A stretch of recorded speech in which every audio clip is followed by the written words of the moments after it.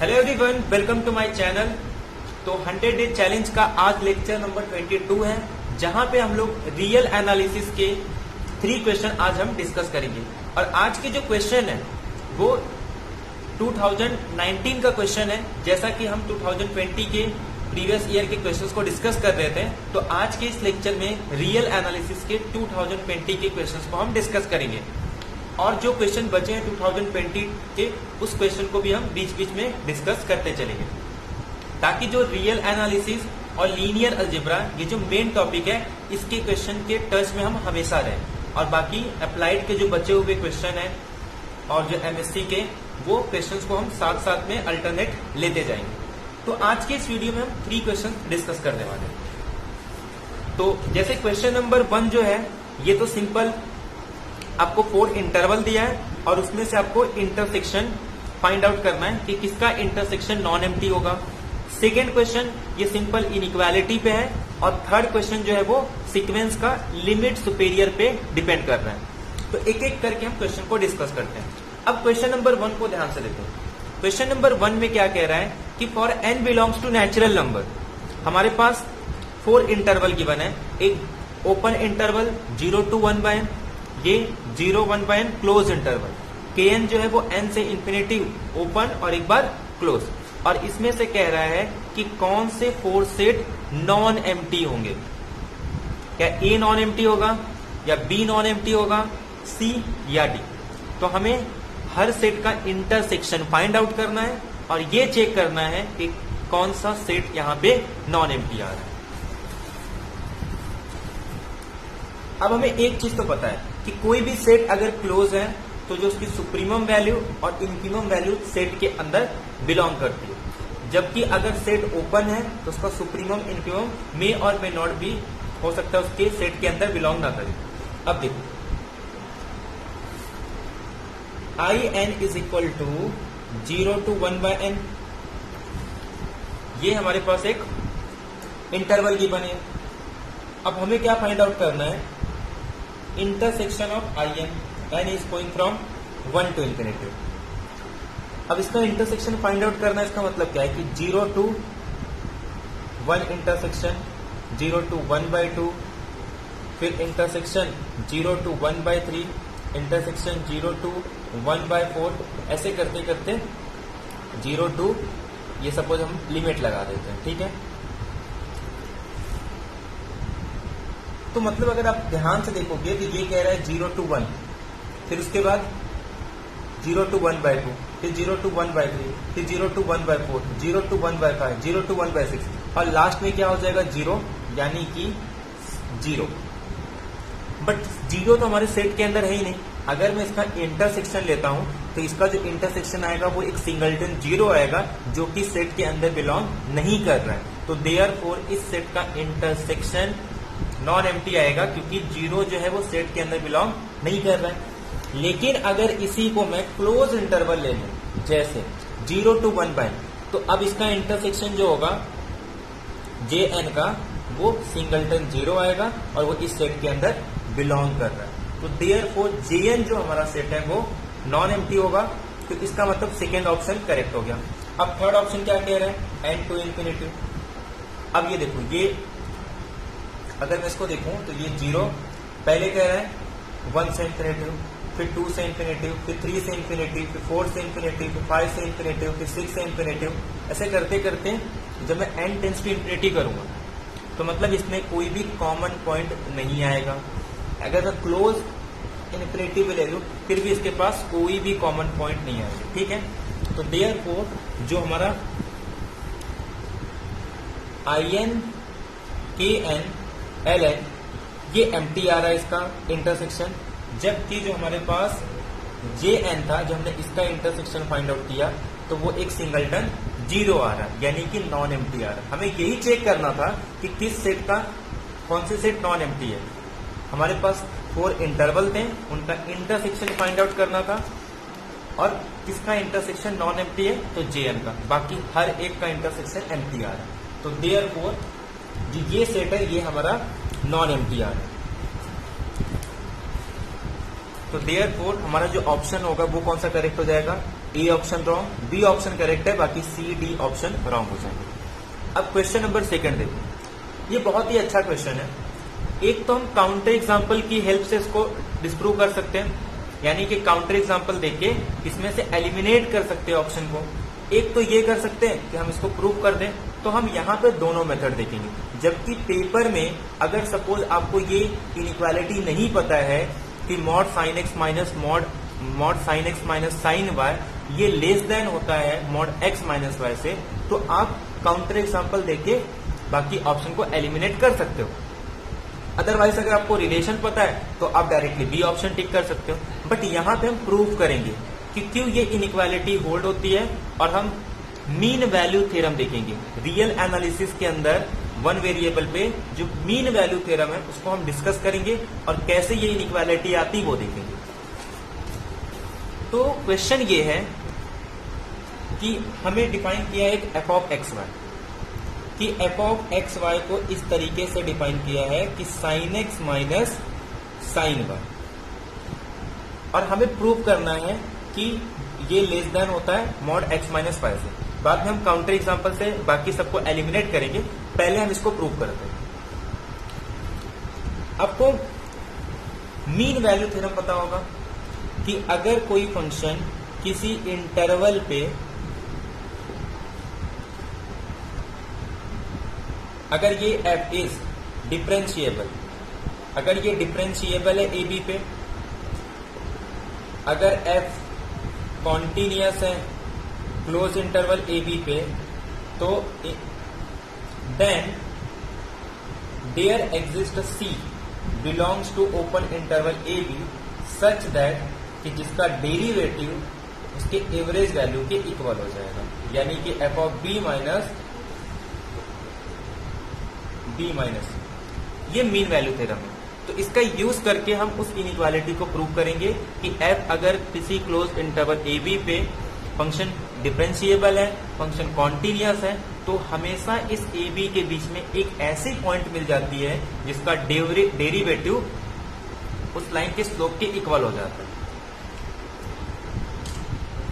कि अगर आप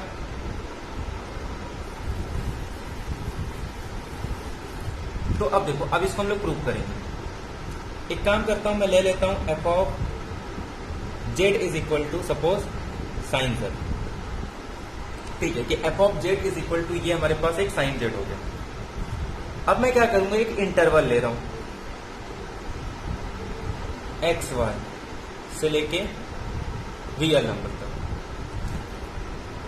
क्लियरली ये फंक्शन कॉन्टिन्यूअस भी है, क्लियरली ये फंक्शन डिफरेंशिएबल भी है, तो there exist C such that कि F dash C is equal to F of Y minus F of X upon x minus Y, ये होल्ड हो जाएगा by Lagrange's mean value theorem.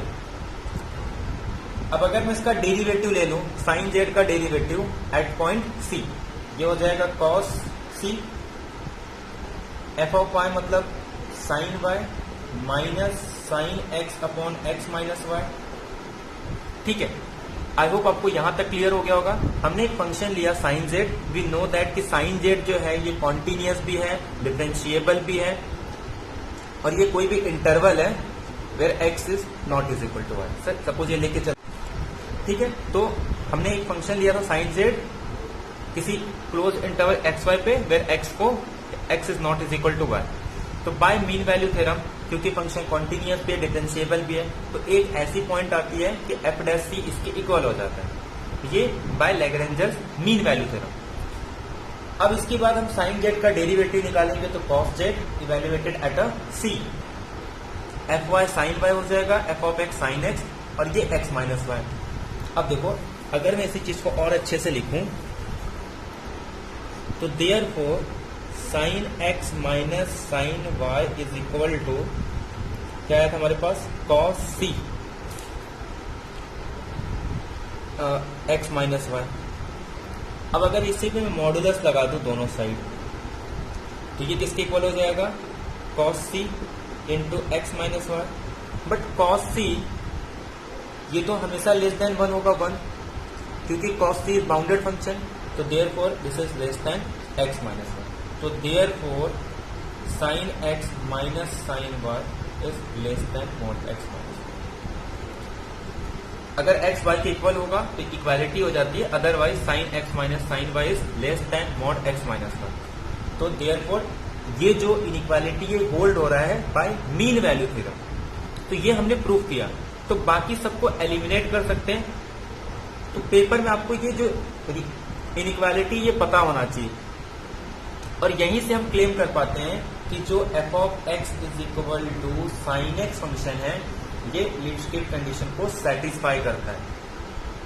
ठीक है, तो देयरफॉर साइन एक्स जो function है ये यूनिफॉर्म कॉन्टिन्यूअस भी हो जाता है, sign x function bounded variation भी हो जाता है, sign x function Riemann integrable भी हो जाता है। तो यहां से हम सारी चीजें प्रूफ कर पाते हैं क्योंकि ये लिप्स्किट कंडीशन को सेटिस्फाई करता है। अब देखो हमारे ऑप्शंस को देखते हैं। पहला ऑप्शन कह रहा है, देखो इसमें से बी ऑप्शन करेक्ट हो गया। अब ये कह रहा है कि f ऑफ एक्स वाई की वैल्यू लेस देन होगी mod x for every x y. तो एक काम करते, काउंटर एग्जांपल ले लेते हैं। एक काम करो, x को ग्रेटर बताना है ना, तो x को एक छोटी वैल्यू ले लो, जैसे x को 0 ले लो और y को सपोज पाई बाय 2 ले लो। तो therefore sign 0 minus sign pi by 2 ये लेस देन मॉड 0 होना चाहिए 0। तो therefore sign pi by 2 is less then 0, तो देयरफॉर 1 इज लेस देन 0। तो ये तो नहीं होल्ड हो रहा है, बट उसमें कह रहा है कि sine x mod sine x minus sine y is always less than mod x for every x y, but इसके लिए तो ये नहीं हो रहा है, मतलब फर्स्ट ऑप्शन एलिमिनेट हो गया। सेकेंड ऑप्शन कह रहा है कि जो f ऑफ एक्स वाई की वैल्यू नॉन जीरो आएगी अगर x y के इक्वल नहीं है। तो एक काम करते हैं, x को ले लेते हैं पाई बाय 2 और y को ले लेते हैं सपोज पाई, इसी में कुछ ऐड कर देते हैं 2 पाई। पीरियोडिक फंक्शन है तो दोनों पे वैल्यू सेम आएगी। तो अगर मैं sine x sine pi by 2 put करूं या sine 2 pi plus pi by 2, ये भी 0 ये भी 0, तो जो मॉड जो f ऑफ एक्स वाई की वैल्यू आएगी वो 0 हो जाएगा, बट x y के इक्वल नहीं है। तो देयरफॉर ये भी हमारा एलिमिनेट हो गया। अब फोर्थ में कह रहा है कि f ऑफ एक्स वाई की वैल्यू ग्रेटर देन आएगी मॉड y। तो एक काम करते हैं, ये कह रहा है हमेशा छोटा होगा, तो एक काम करते हैं y को कोई बड़ी वैल्यू ले लेते हैं, जैसे y is equal to pi और x is equal to 0। Sine 0 sine pi, तो ये तो 0 माइनस 0, तो 0 किसके ग्रेटर देन होना चाहिए मॉड y, और मॉड y को हम लोग ने क्या लिया है पाई। तो therefore 0 is greater than pi, which is not true. But वो कह रहा है कि ये हर एक एक्स वाई के लिए ट्रू होगा, बट जब हमने y को पाई लिया और x को 0 लिया तो इसकी वैल्यू आ रही है 0 और 0 is not greater than pi by 2। तो देयरफॉर हमारा फोर्थ ऑप्शन भी एलिमिनेट हो गया। तो इस तरीके से काउंटर एग्जाम्पल का भी यूज करके आप A, C और D को एलिमिनेट कर सकते थे। बाकी हमने प्रूव भी कर लिया by Lagrange's mean value theorem कि f ऑफ एक्स वाई की value less than x minus y होता है। तो ये हमने बाय मीन वैल्यू थ्योरम, तो इससे आपको मीन वैल्यू थ्योरम को यूज कैसे करना है इनइक्वालिटी के लिए वो हमने देखा। अब क्वेश्चन नंबर 3 देखो, ये काफी इंपॉर्टेंट है क्योंकि इसमें लिमिट सुपेरियर पूछा है इस सीक्वेंस का, कि हमारे पास एक सीक्वेंस गिवन है उसका लिमिट सुपेरियर कैलकुलेट करना है। तो पहले हम समझते हैं कि लिमिट सुपेरियर लिमिट इंफीरियर होता क्या है। सपोज एक सीक्वेंस ले रहा हूं मैं an, तो ये कैसे होगा a1 a2, ठीक है। मैं एक b के सीक्वेंस बना रहा हूं, सपोज ठीक, मैं एक b1 डिफाइन कर रहा हूं। जो b1 होगा ना ये सुप्रीमम वैल्यू होगी a1 a2 से लेके an तक, मतलब पूरे सीक्वेंस में जो सबसे सुप्रीमम वैल्यू होगी। b2 ये सुप्रीमम वैल्यू होगा a2 a3 से लेके इसमें, ऐसे b3 is equal to supremum of A3 A4 से लेके ये। तो ऐसे अगर मैं BK डिफाइन करूं तो BK is equal to supremum of AK plus 1 solve up to. तो ये मैंने एक नया सीक्वेंस बनाया। क्या किया, पूरे सीक्वेंस का सुप्रीमम, फिर फर्स्ट को एलिमिनेट कर दो, बाकी में से सुप्रीमम, इसको भी हटा दो, फिर बचे हुए में से सुप्रीमम फिर हटा दो। ऐसे मैंने एक नया सीक्वेंस बना दिया। ठीक है, अब मुझे फाइंड करना है लिमिट सुपेरियर। अब क्या करेंगे, जो लिमिट सुपेरियर होता है ये कहता है कि आप इन्फिमम निकाल लो B1 B2 इसमें से जो सबसे इन्फिमम होगा उसका लिमिट अप्लाई कर दो। तो ये हमारे पास लिमिट सुपेरियर को ऐसे डिफाइन करते हैं। ऐसे ही अगर आपको लिमिट इंफेरियर डिफाइन करना है तो आप क्या करोगे, जो B1 B2 बनाओगे वो इन्फिमम ले लोगे, A1 A2 से लेके AN तक। ऐसे ही इन्फिमम ऑफ A2 से लेके ऐसे कंटिन्यूस, और बाद में जो लिमिट इंफेरियर होगा वो सुप्रीमम लेना पड़ेगा आपको।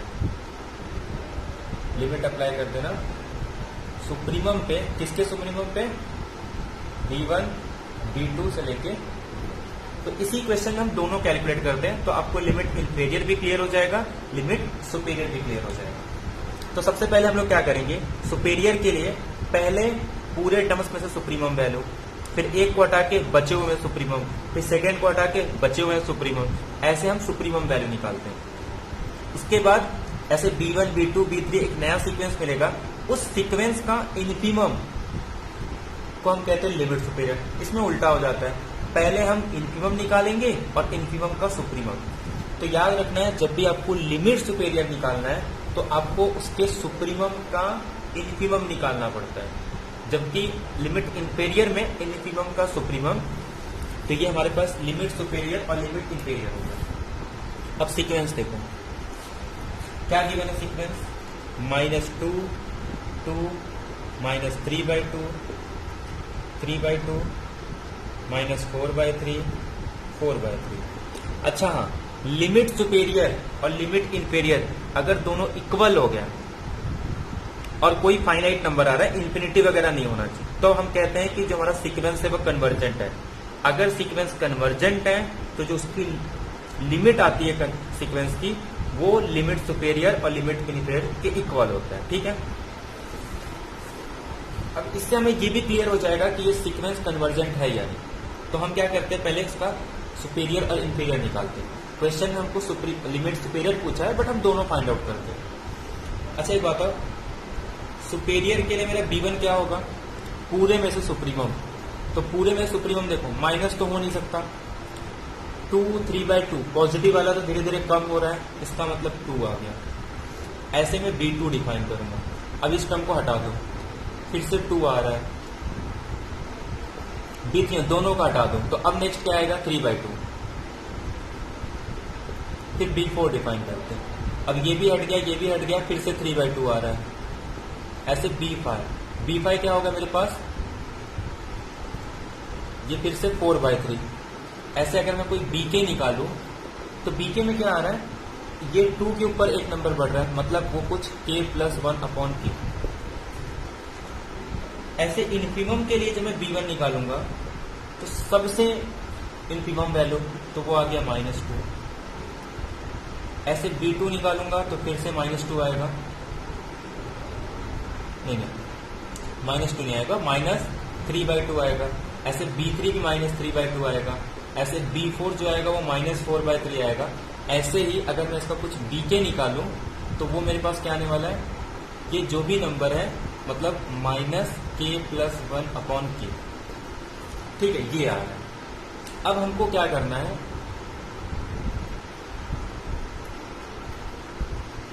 इसके सुप्रीमम में से सबसे इन्फिमम वैल्यू निकालनी है।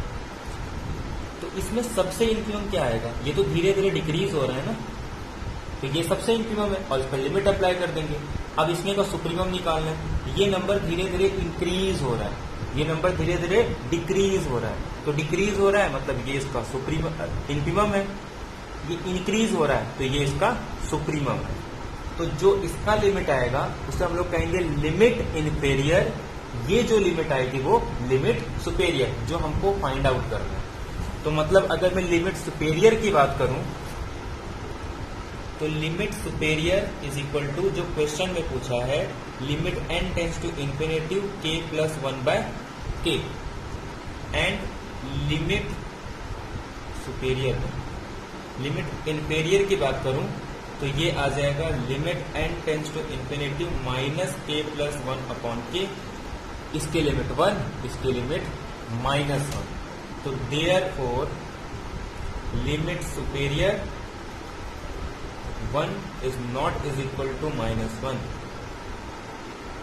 तो therefore sequence is not convergent.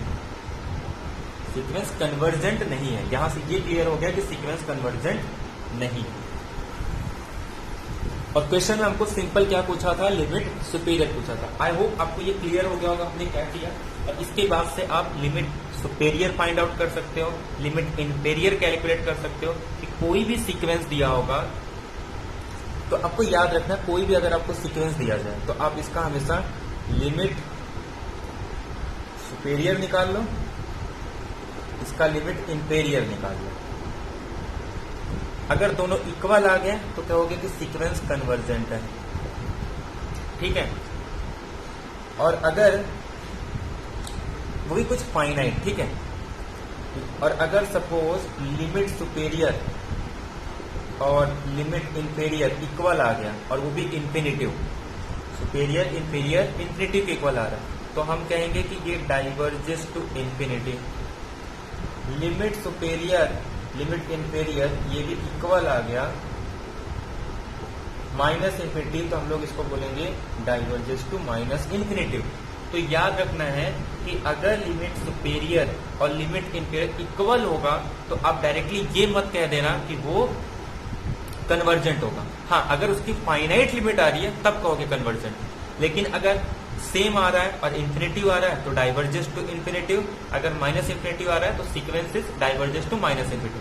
और जब भी लिमिट सुपेरियर और लिमिट इंफीरियर अगर डिफरेंट आते हैं तो आप कहते हो कि जो सीक्वेंस है वो ऑसिलेटरी सीक्वेंस है, मतलब उसके पास एक से ज्यादा लिमिट पॉइंट है जहां पे वो लिमिट सुपेरियर और लिमिट इंफीरियर जाके क्या कर रहा है, कन्वर्ज कर रहा है। आई होप आपको ये क्लियर हो गया होगा। इसके बाद से आप limit superior limit inferior calculate कर सकते हो और इसके रिजल्ट को भी डिफरेंट क्वेश्चंस में यूज कर सकते हो।